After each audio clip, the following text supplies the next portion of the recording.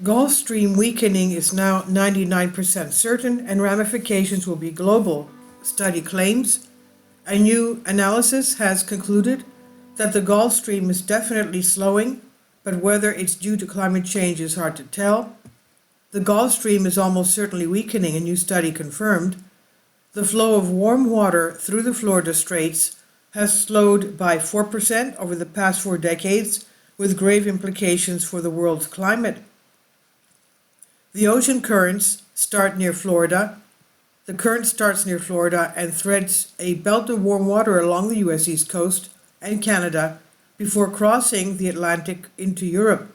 The heat it transports is essential for maintaining temperature conditions and regulating sea levels. But this stream is slowing down, researchers wrote in a study published September 25th in the journal Geophysical Research Letters.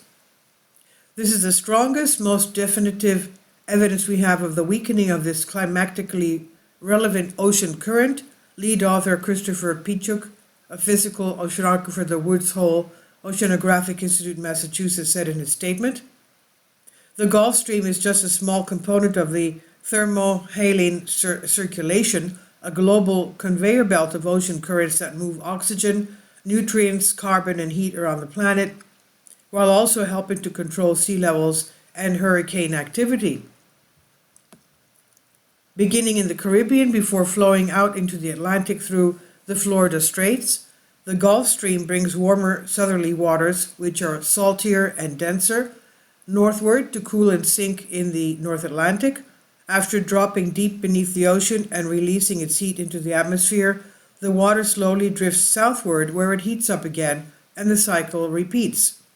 This process is vital for maintaining temperatures and sea level across the U.S. East Coast, and whose waters are kept up by to 5 feet lower than water further offshore by the sweeping motion of the current.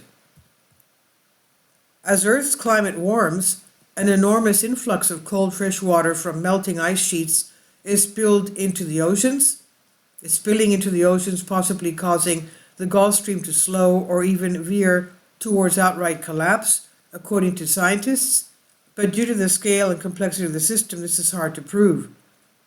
To find definitive evidence that the stream is slowing, scientists analyzed data spanning 40 years from 3 separate sources: undersea cables, satellite altimetry, and observations made on site to observe the motions of the current around the Florida Straits.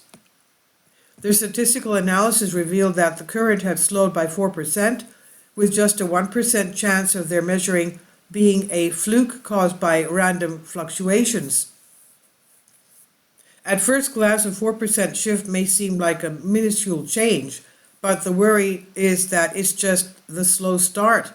Helen Zersky, oceanographer at University College London, UCL, who was not involved in the study, said, now it's like those early days of COVID. People were like, oh, there's only 60 cases. We don't care about this. She said there's only 60, yeah.